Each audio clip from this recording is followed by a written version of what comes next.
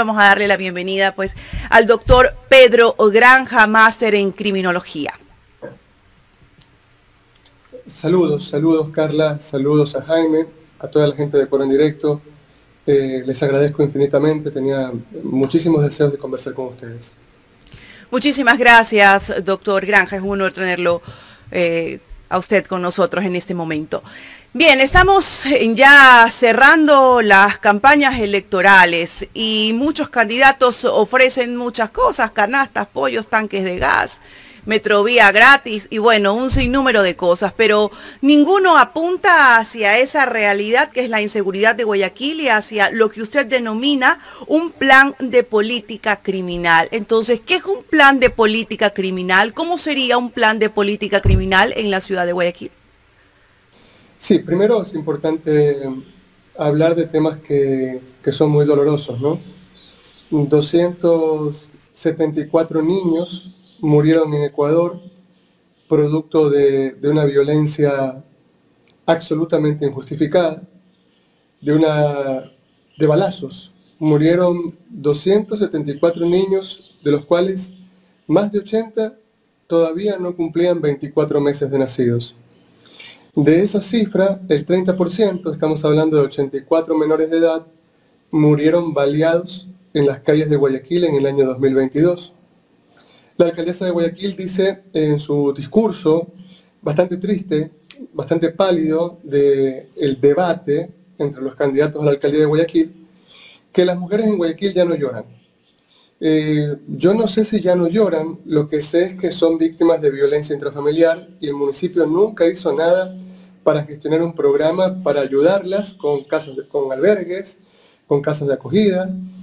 274 mujeres han fallecido en Guayaquil a balazos en el año 2022. La alcaldesa le echa la culpa al gobierno central, el gobierno central le echa la culpa al pasado, la ciudadanía mientras tanto se desangra, la policía le echa la culpa a los políticos, los medios de comunicación le echan la culpa a las leyes, en fin. El tema es que la gente todos los días es asaltada.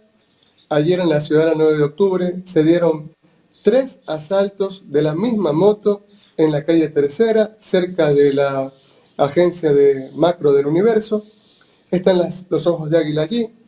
Y lo que tenemos son un patrullaje de policías panzones con unas barrigas que son más grandes que un toldo de circo, que prenden las balizas para que todos los ladrones de todo el sur se enteren de que ellos van a pasar por allí para que se les haga el trabajo más fácil, no hagan un caxo.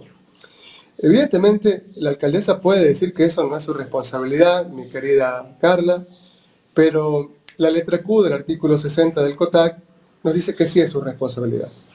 Más allá de la cuestión normativa, yo creo que no puede existir ningún progreso económico, ningún bienestar socioeconómico en ninguna sociedad si el alcalde realmente no trabaja en territorio para prevenir las violencias y de esta manera reducir los delitos. Si el alcalde no trabaja en territorio, la actual alcaldesa que va a la reelección, bueno, la hemos visto en territorio, pero haciendo otro tipo de actividades, ¿no? Mostrando cerveza, ají, repartiendo pollos o canastas. ¿Cuál es la actividad que tendría que hacerse en el territorio, doctor Granja, o cuál es el plan que debería implementarse? Porque usted lo acaba de decir, las cifras son escalofriantes. Sí, hoy a las 10:30 de la mañana en el Colegio de Ingenieros Eléctricos de Guayaquil vamos a dar una pequeña conferencia sobre este tema. Mira, son al menos un plan de política criminal serio. Primero tiene que tener data. En Guayaquil es muy difícil conseguir la data porque las agencias policiales, la fiscalía las tienen bastante escondidas. Sin embargo, nosotros hemos accedido a una data importante y lo primero que tienes que hacer es tener 4 macrocomponentes de un verdadero plan. Eso te llevaría a hablar de prevención en el desarrollo, prevención comunitaria, prevención psicosocial y prevención situacional. Solamente para darte un ejemplo, si en lugar de gastarte la plata en cervezas, en ají, en aromaterapia, en letras de la viva, en baldear postes porque se lo mean los perros, si tú coges toda esa montaña de dinero y la inviertes realmente en una ciudad que está enferma y que necesita inyecciones de desarrollo socioeconómico, las cosas cambian, Carla. Y te voy a dar solamente un pequeñísimo ejemplo. Mira, se pudo haber invertido en estos últimos 30 años de administración social cristiana un mínimo de dinero para instalar por toda la ciudad, al menos en los corredores más peligrosos, una serie de luminarias LED que funcionen con paneles solares, y esto no le cuesta un solo centavo a la ciudad, con luces blancas, no con las luces que nos tienen ahora, que parecen las de Jack el Destripador en la época de Londres, de los siglos pasados.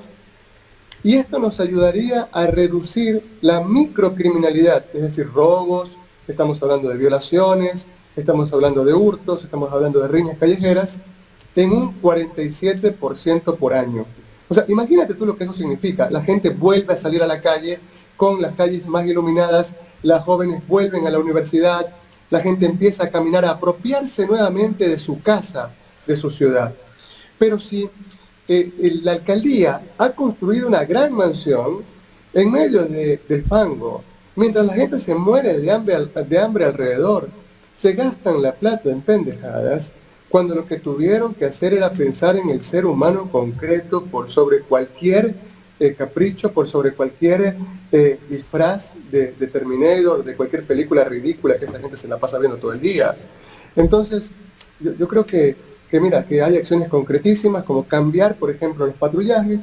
Tú no puedes cambiar los patrullajes si no tienes antes una agencia real de inteligencia criminal para prevenir lo que va a suceder. Pero si tú no sabes cómo se está moviendo el crimen, si no conoces el mapa criminal de Guayaquil, muy difícilmente vas a saber a qué enemigo estás enfrentando. Doctor, dentro de la gama de candidatos que tenemos a la alcaldía del Guayas, de Guayaquil, uno de ellos manifestaba que en el caso de él llegar a ser alcalde de la ciudad pediría la competencia de la cárcel. ¿Qué tan factible es que la autoridad del Cabildo tome la competencia de la cárcel? Mire, en Ecuador me parece que los idiotas cumplen muy bien su rol. El rol de un idiota es decir idioteces. Venderle humo a la gente es algo muy canalla, ¿ya? Pedir la competencia al Consejo Nacional de Competencias de una determinada atribución del gobierno central nos tomaría aproximadamente 4 o 5 años de trámite. 4 o 5 años de trámite. Es decir, terminaría el mandato, en el caso de que sea elegido, y no le traspasarían la competencia de la cárcel. Luego, la competencia de los centros carcelarios es una competencia privativa del Estado central. Es como decirle al señor Lasso, mire, señor Lasso, nosotros queremos que los militares trabajen a disposición del municipio de Guayaquil. Eso no va a pasar, porque los militares están a disposición del comandante en jefe, que es el presidente de la Constitucional de la República. Entonces, mire, yo creo que estamos en un circo de baratijas. Las personas que se candidatizan a las alcaldías en todo el país son gente sin mayores luces. Y lo vimos en el último debate, ¿no? En el que hablaban de chuchumequerías. Había gente que ni siquiera conoce Guayaquil, no sabía que estaba en el Centro de Arte, en el debate para alcalde de Guayaquil, y no en el SEC de Vamos con Todo, de algún programa de farándula. Entonces, prometerle a la gente tonterías es como decir que el peor virus es el miedo, cuando después nos dimos cuenta que el peor virus era el COVID. ¿Cómo le va, Pedrito? Gracias por acompañarnos aquí en Ecuador. ¿Cómo me va a ir, mi querido Jaimito? Mal, a todos nos va mal en esta ciudad. Preocupados cada día porque no podemos salir a la calle tranquilo. Yo cruzo la calle y voy como ventilador mirando para todo lado a ver qué pasa, a ver si viene una moto o viene una bala perdida y te puede asesinar, porque no sabemos. Puede ser que no te anden buscando, pero resulta que pasa una bala perdida y te va matando. Y las autoridades de esta ciudad no hacen nada. No tenemos gobernador, no sé quién es el gobernador en este momento, porque no lo vemos haciendo algo por la seguridad. Algún aniñado de esos clubes privados que son igual que Cherres, igual que Luque, igual que toda la gente que gobierna este país. Uh-huh. Y la alcaldesa de Guayaquil, claro, y la alcaldesa de Guayaquil, si bien es cierto, la competencia del tema seguridad no es directamente del municipio, pero algo debe hacer, pues, el municipio de Guayaquil, pues. Yo aplaudí a un alcalde que hace unos meses salió frente a las cámaras y le dijo al presidente de la República que iban a bloquear incluso la vía Santo Domingo-Quito, porque ya era insoportable el tema de la inseguridad que hay en Santo Domingo. El alcalde Wilson Erazo creo que es de Santo Domingo. Pero bueno, acá no se hace eso. Por lo menos debería de salir la alcaldesa de Guayaquil si no tiene la competencia de la seguridad, pero tampoco la ley le dice que no lo haga, que no meta recursos al tema de seguridad. Debería de por lo menos levantarse y decir, presidente, haga algo pues. Mira Jaime, la pregunta es más que interesante. Número uno, no se trata de gastarse $3 millones en el alquiler de 60, 65 camionetas que bien se pudieron haber comprado. Alguien me dice por allí, no, pero es que se gasta en mantenimiento. Sería tan absurdo como decir que usted prefiere alquilar una casa 20, 30 años en lugar de hacer un mutuo para comprarla. Porque la casa del final termina siendo suya. Obvio, tiene que usted hacerle mantenimiento, pintarla una vez al año y todo lo demás, pero la casa es suya. Así que me parece ridículo gastar plata alquilando bienes que bien podían haber pasado con menos inversión a ser propiedad directa de la sociedad guayaquileña. No se trata solamente de comprar las camionetas y decir, ahí están las camionetas y las camionetas pasan allí y se mueven, no se mueven, pasan jugando parchís, comiendo rosquitas, cualquier cosa, ¿no? No, se trata de ver cuáles son las zonas que necesitan mayor patrullaje, cambiar los horarios de patrullaje, trabajar directamente con las unidades de inteligencia para que anden permanentemente de civil, se infiltren en las bandas, recorran Guayaquil, identifiquen a los vacunadores, nos digan en qué carros se movilizan, quiénes son, cuántos son, dónde se esconden, en qué burdel pernoctan, para nosotros llegar allí con el grupo táctico operacional y darles duro, porque a los vacunadores hay que decirles que esta ciudad no es de los ratones, sino de la gente decente. Pero esa responsabilidad, yo difiero con usted, está muy claramente determinada en la letra Q del artículo 60 del COTAC. Luego, es tan ridículo que la alcaldesa diga que la seguridad no le corresponde. Ah, no, pero sí le corresponde todo lo que es carne, ¿no? La movilidad, el tránsito, los mercados, eso sí quieren coger, ¿no? Pero no quieren hacerse cargo de la seguridad. Es tan ridículo como que un padre de familia diga, mira, mis hijos le pegan a todos los vecinos, disparan con cartuchera y no es mi responsabilidad porque yo trabajo y ellos pasan con la mamá todo el día. Pero eso es ridículo, la responsabilidad es del padre y de la madre, ¿ok? Pero más allá de todo eso, que una alcaldesa no entienda que si no se enfrenta, no se lidera un verdadero plan de política criminal en Guayaquil, que en 30 años no tienen, no se puede darle seguridad jurídica a nadie, no le conviene a los empresarios, no le conviene a los microempresarios, no le conviene a las amas de casa, no le conviene a los albañiles, no le conviene a los abogados, ni a los médicos, ni a los periodistas, ni a los estudiantes. Es decir, no lo entiende, evidentemente, como diría en algún momento tristemente algún defensor de una persona que estaba procesada, tristemente viviría en otra realidad. Entonces, si no se entiende cuáles son las responsabilidades de un grupo maestre, uno pide disculpas y se va a su casa. Y le deja la cosa a los que realmente se han preparado para tales efectos. Mire, mi querido Jaime, yo nunca discuto de gasfitería, yo nunca discuto de medicina, yo nunca discuto de teorías de la comunicación, porque yo no sé de esas cosas. Yo me he preparado primero en 2 universidades italianas en criminología y luego en 4 universidades italianas donde está realmente Cosa Nostra, la 'Ndrangheta, la Sacra Corona Unita. En 4 universidades me he titulado con un posgrado en análisis del crimen organizado y prevención de las violencias. Entonces, vivo de esto, estoy todo el día involucrado en el tema, hemos trabajado en equipos antimafia en Europa y entonces yo sé de lo que le estoy hablando. Mire, queda claro que la alcaldía de Guayaquil está totalmente divorciada de la gente. Promover en un spot publicitario una actual miembro del Consejo Cantonal que salga diciendo está haciendo apología de la violencia. O sea, no tienen idea de lo que está pasando en Guayaquil, donde tenemos una tasa de criminalidad de 58 puntos. 58 muertes violentas por cada 100.000 habitantes. Estamos muy por encima de Culiacán, la capital de Sinaloa. ¿Ya?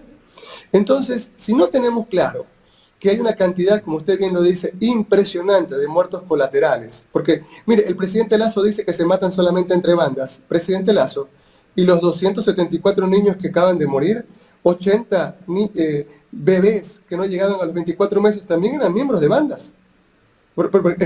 ¿Cómo se le ocurre decir una cosa así? Justifican de esa manera, Pedro. Hay un 30% de asesinados que no tienen nada que ver ni con el crimen molecular, ni con el crimen organizado, ni con la policía, ni con los militares.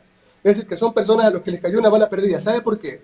Porque hoy el crimen molecular, entre esos muchos extranjeros, utilizan armas de largo alcance, armas largas. Es decir, que pueden viajar 3 kilómetros con la misma fuerza del proyectil, la ojiva, y le quita la vida. Son armas diseñadas, fabricadas para romper blindaje tipo 5 del que habla. ¿Ah? Entonces, no se hace ningún análisis en la ciudad para parar, por ejemplo, el tema del tráfico de armas. No se hace ningún análisis por parte de la alcaldía para impedir que los canales de televisión sigan promoviendo programas de violencia en horario prime time. No se hace ningún análisis por parte de la alcaldía de Guayaquil, ni del Consejo Provincial, ni del gobierno central, todos se tiran la pelotita entre todos, para impedir, para bloquear que las redes sociales sigan promoviendo actos de violencia. Por el contrario, la alcaldesa participa de un video en el que claramente se hace alusión, de un videojuego en el que se hace alusión a actos de extrema violencia. Entonces, estamos realmente en manos de gente que no es capaz ni siquiera de dirigir un bar en Montañita.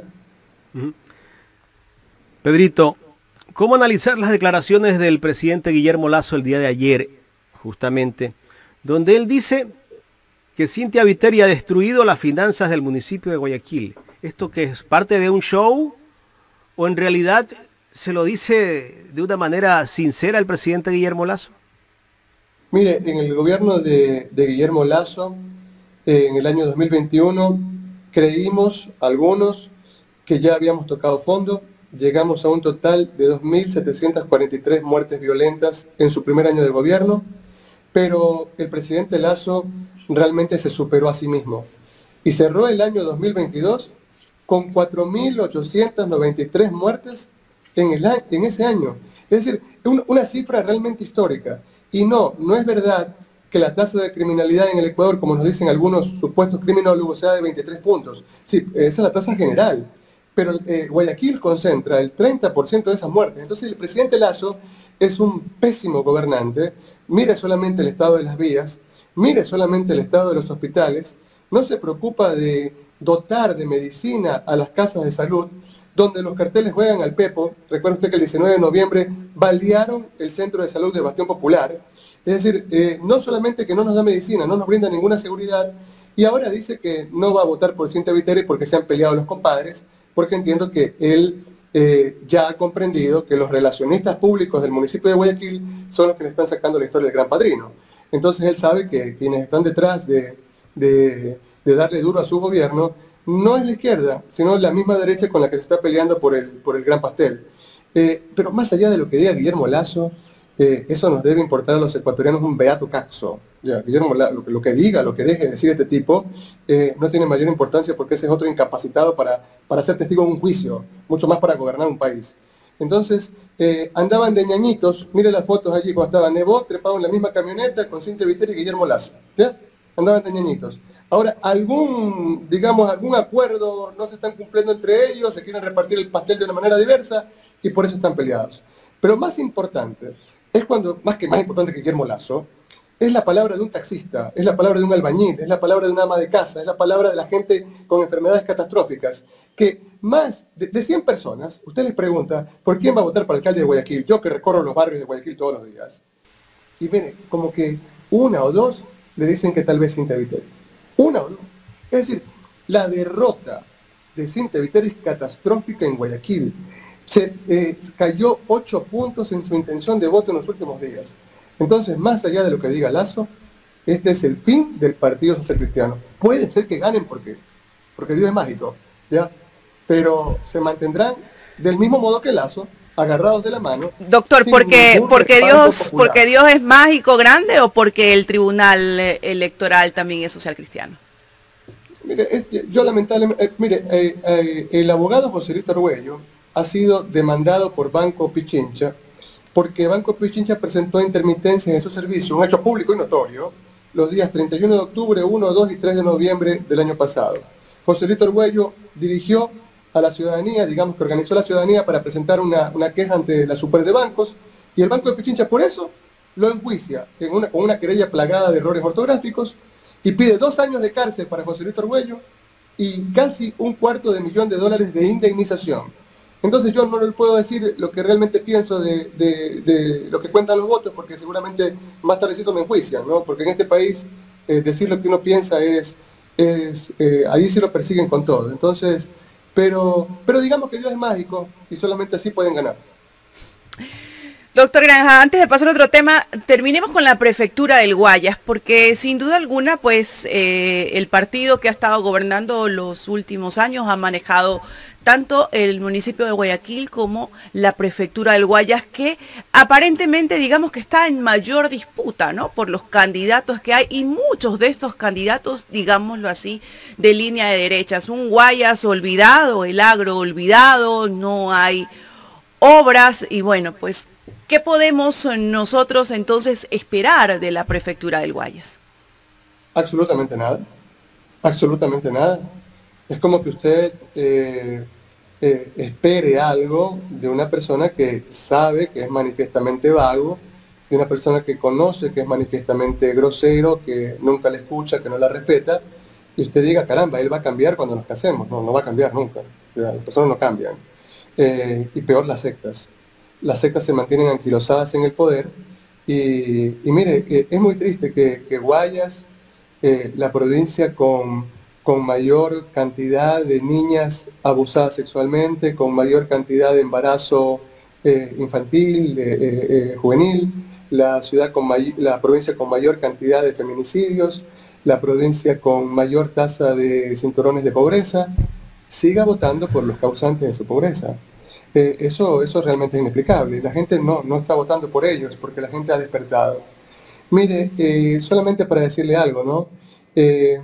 Lo único que ha hecho la prefecta del Guayas en los últimos días, en toda su gestión, es pintar los letreros de toda la provincia con colores estruendosos y con su nombre, y poner en cada poste, usted se puede imaginar, no uno, sino 2 afiches de ella, ¿no es cierto? Yo no sé, mire, supongamos que cada afiche cueste $1, ¿ya? Poner el afiche, supongamos que le cobren $1, serían $2 por afiche, ¿ok? Pero son gigantes, a full color. Tienen más de 2 millones de afiches puestos por toda la provincia.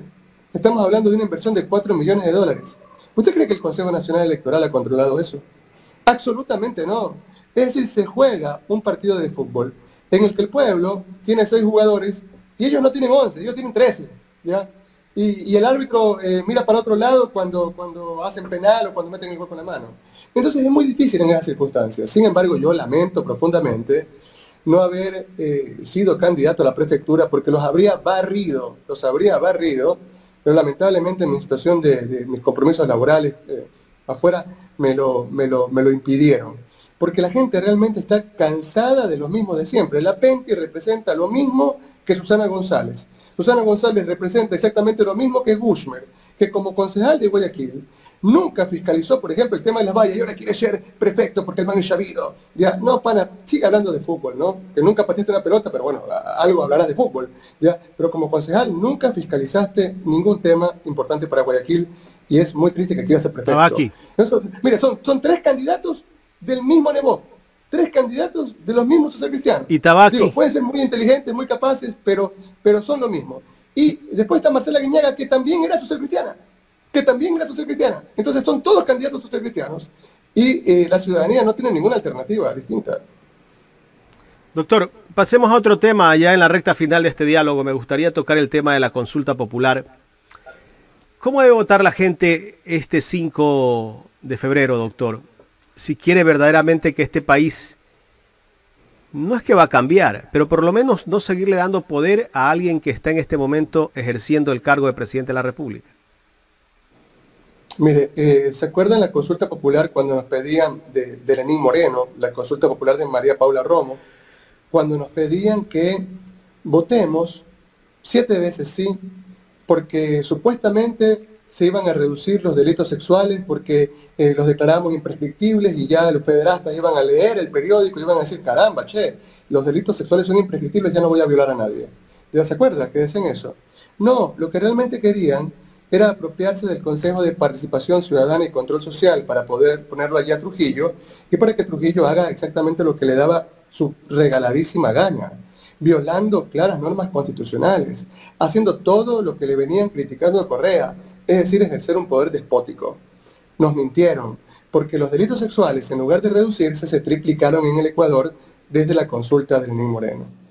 Ahora nos dicen que van a aplicar la extradición, a la que confunden con expulsión. No, mire, la señora Sichel, creo que se llama, la abogada del gobierno, que hace propaganda con no sé con qué fondos, y quiere tomarse fotos y quiere hacer videos en monumentos, en bienes públicos, lo cual está perfectamente prohibido por la ley, lo sabe hasta un estudiante de preingreso de jurisprudencia. Esta persona nos dice que vamos a expulsar a todos los malos. Primero, no, los ecuatorianos no somos expulsables.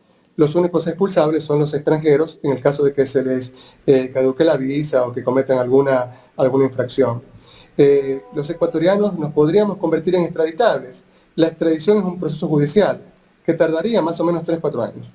Ahora, las extradiciones tampoco se hacen en masa, las extradiciones son individuales. Nadie creo que estaría en contra de extraditar a los cabrones que hacen cortarle la cabeza a muchachos en las cárceles. O sea, todos estamos de acuerdo en eso. Pero lo que realmente busca el gobierno, lo que realmente busca el statu quo, la extrema derecha, es que se vote sí en la pregunta 5. ¿Para qué? Para dejar a Diana Salazar, al Contralor, al Procurador, a todas las autoridades de control que no lo controlan al presidente Lasso. Eso es lo que quieren, mantenerse en el poder y hacer lo que les da absolutamente su regalada gana para que nadie les investigue un montón de denuncias que les salen y que les van a seguir saliendo por su manejo despótico y absolutamente enclencle de la administración pública. Entonces, usted sabe, mi querido Jaime, que yo lo estimo, a los amigos se los cuida, a los amigos se los respeta, pero usted sabe cuál es mi estilo de hablar. Yo soy, digamos que muy porteño. Y lo que le puedo decir es que la gente puede votar como le dé su regaladísima gana. Pero votando sí, no va a cambiar el país. ¿Ok? Hay que sacar a los que han manejado este país desde 1830 y pensar, votar por verdaderas políticas públicas. Yo creo que un cambio importante en el Ecuador se va a dar seguramente a partir del año 2025, donde el debate por la presidencia de la República se va a centrar en ver al mejor, al más capaz, para presentar políticas públicas y un verdadero plan para recuperar la patria. Doctor Granja, sobre el mismo tema de la consulta popular, ¿qué piensa usted sobre esas palabras que dio el sacerdote? No votaría por ninguno de los candidatos de Correa, le digo, por ninguno, ¿no es cierto? Por ninguno, ¿ya? No creo que sean garantía de ninguna participación ciudadana, se lo digo, ¿ya? Yo, por ejemplo, toda mi vida defendí niños víctimas de abuso sexual. Hay otros abogados que defendían pederastas, incluso a uno que violó a un niño a sabiendas que tenía HIV y lo contagió al niño, ¿ya? Entonces ahora quieren ser miembros del Consejo de Participación Ciudadana y Control Social, ¿ya? Tipos que estuvieron en la Corte de Justicia y que salieron de allí sin pena ni gloria, quieren ser miembros del Consejo de Participación Ciudadana y Control Social. Entonces yo no votaría por ninguno de los candidatos del correísmo. Yo no creo que el Consejo de Participación Ciudadana y Control Social haya sido jamás en este país un ente democrático, porque terminan eligiendo como fiscal general al que el patrón les dice que tienen que poner como fiscal general, y generalmente las últimas experiencias que tenemos es que han sido pésimos fiscales generales, con pésima formación académica, y que se demuestra en los grandes juicios internacionales que son motivo de mofa en todo el mundo. Doctor, usted vio las declaraciones, no las declaraciones, la exaltación que hizo el sacerdote Marco Matamoros de Cuenca, y que justamente él habló de la consulta popular y que en el mensaje él dice que hay que aprender a decir no a los poderosos, que siempre tenemos que estar del lado de los humildes, de la gente pobre.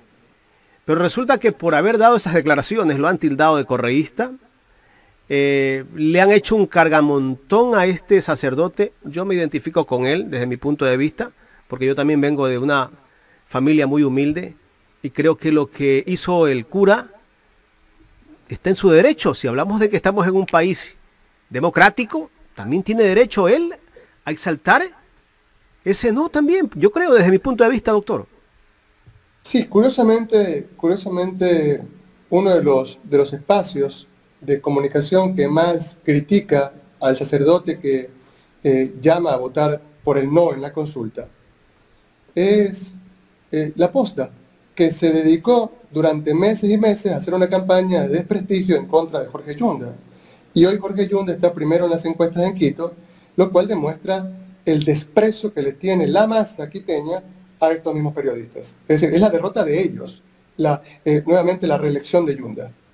Y esta gente cree que puede decir lo que les da a ellos su regalada gana, publicar audios que le pertenecen única y exclusivamente a una investigación penal, con autorización de un juez, con petición previa de un fiscal, y ellos sí pueden decir lo que ellos quieren, ellos sí pueden destruir la honra de quien quieren, pero está muy mal cuando alguna persona progresista piensa de otra manera y reivindica su derecho ante Dios y la justicia. Yo abrazo las declaraciones de este sacerdote, de este prete conocido durante décadas como un hombre realmente solidario, que se preocupa de la gente más pobre de este país. Y yo sí coincido en que hay que aprenderle a decir que no a Lasso, hay que aprenderle a decir que no a Cintia Viteri, hay que decirle de una vez por todas que no a Jaime Nebot, y me parece que esa es una función de todos los que amamos la patria y de todos los que durante décadas y décadas hemos venido luchando por la vida, mi querido Jaime. La última pregunta, doctor Granja. El caso Olavini. Un tribunal por unanimidad de la Corte Provincial de Pichincha lo declaró inocente. No tuvieron pruebas para acusarlo a Olavini. De aquí se viene seguramente un juicio de repetición. ¿Quién deberá pagar ese juicio de repetición? Había un medio de comunicación en el Ecuador que curiosamente tiene información privilegiada, porque seguramente hay filtraciones desde los servicios de inteligencia ecuatorianos, tienen documentos que no deben tener, y ellos tenían la documentación que probaba que Olavini era inocente. Sin embargo, a sabiendas de que ese hombre estaba en una de las peores cárceles del mundo, encerrado siendo inocente, publicaron esa información solamente cuando Lenín Moreno estaba en Miami, cuando ya había salido del país. ¿Bien? Entonces, creo que se viene un juicio internacional contra Ecuador. Ecuador será condenado a pagar 2-3 millones de dólares de indemnización, a pedir disculpas públicas. Estamos hablando de un hombre que no hizo absolutamente otra cosa que ser amigo de Julian Assange. Y por esa razón lo encerraron, lo secuestraron, lo metieron en un tugurio, mintieron. Hubo periodistas que hacían declaraciones realmente horripilantes, ya sentenciándolo en sus famosos espacios de linchamiento mediático.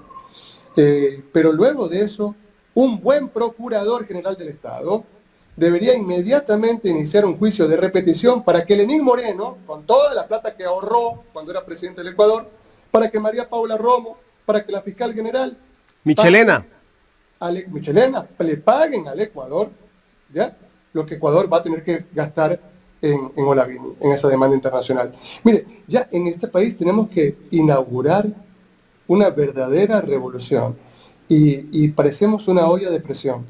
Las élites no se dan cuenta que estamos al borde del colapso y que si no se abren, yo dudo que lo hagan porque son demasiado ambiciosos, parecen un ratón podrido que sigue tragando el queso cuando ya no hay queso por ninguna parte, pero si no se abren del poder, el pueblo los va a sacar masivamente, mayoritariamente. Es decir, la gente está cansada y debe venir una reestructuración de la patria, y yo creo que en 2025 esto va a empezar.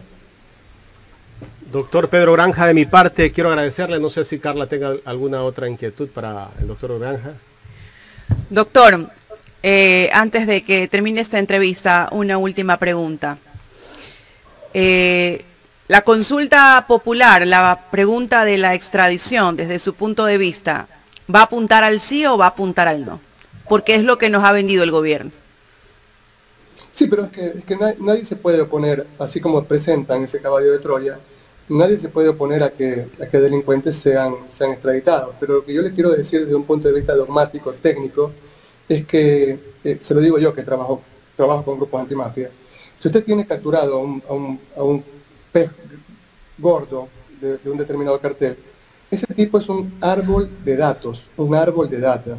Primero tenemos que investigarlo bien, tenemos que apretarlo. Él tiene que decirnos dónde están las caletas, con quiénes lavan la plata, cuáles son los domicilios, las direcciones donde se reúne su gente, dónde están sus gatilleros, donde los reclutan. Es decir, él nos permite desbaratar otras redes del crimen organizado del lavado de activos. No se entrega a esa gente por entregarla, salvo haciendo una verdadera negociación con el Estado que lo requiere en extradición. Entonces, claro, yo te lo entrego a cambio, luego de que lo he investigado, luego de que le he sacado toda la información posible, a cambio de que tú me das otra cosa. O tú me entregas a los banqueros que se fueron a esconder allá en el periodo bancario, que quedaron impunes, o tú me entregas a tipos que se van a esconder permanentemente allá, luego de cometer delitos contra la administración pública, o no te doy lo que tú me estás requiriendo. Entonces, no se trata de decir sí, porque uno es idiota. Se trata de discutir el tema de la extradición desde un punto de ventajas y desventajas de un plan de política criminal, que en el Ecuador no existe, lamentablemente. Entonces, por ahí no va la solución definitivamente, que es la que nos quiere vender el gobierno. Antes de irnos, doctor Granja, aún el caso Gran Padrino, el renombrado Encuentro. Bueno, este caso ya pasó a la Fiscalía, aparentemente teníamos a la Fiscal General ya embanderando ese proceso, pero nada, el pueblo no confía en la justicia del Ecuador sin duda alguna. ¿Qué podría pasar con ese caso? ¿Dormir en el sueño profundo como los otros? Sí, mire, yo le digo algo, ¿no? Yo, para cerrar primero el tema previo, yo quisiera que gane el sí en la consulta. ¿Y sabe por qué? Porque yo quiero que llegue diciembre y se va a dar cuenta que Guayaquil no se convirtió en Estocolmo y de que nuevamente les mintieron, que lo que realmente querían era quedarse con el Consejo de Participación Ciudadana y Control Social. ¿Ok? Pero guarden bien esta entrevista, porque eso va a pasar. No van a extraditar a nadie, ¿ya? Lo que quieren es quedarse con la misma fiscal, con el mismo contralor, con el mismo procurador y con su mismo Consejo de Participación Ciudadana y Control Social. ¿Ya? Violando la decisión popular. Luego, con respecto al Gran Padrino, yo soy una persona que toda la vida se ha dedicado a estudiar. Me levanto a las 4 de la mañana como un ancianito y me pongo a leer hasta las 6, 7 de la mañana y luego estoy permanentemente estudiando. Eso es lo que a mí me gusta. La lectura es un placer, decía el gran Borges, te da felicidad. Y yo tengo por costumbre no opinar respecto de pasquines como Arroz Verde, como Arroz Colorado, como el Gran Padrino. Yo no hablo de pasquines, yo hablo de verdades procesales. Cuando existan verdades procesales, yo voy a hablar de temas de dogmática penal, pero en este momento, mire, ni el amor ni el odio son categorías dogmáticas. Yo ni amo ni odio a Lazo, a Correa. Yo simple y sencillamente voy a decir lo que vea en un proceso. Y yo lo que pienso es que aquí, por el linchamiento mediático, han destruido, han contaminado un montón de elementos que podrían haber servido como pruebas después. Porque si las interceptaciones telefónicas se hicieron sin consentimiento de un juez, sin petición previa de un fiscal, no valen para un beato caso. Gracias, Carlita. Muchísimas gracias. Doctor Granja, muchísimas gracias por aceptar conversar con Ecuador en directo. Chao. Bien. Gracias. El doctor Pedro Granja, máster en criminología, aquí en el programa Los Especialistas de Ecuador en directo.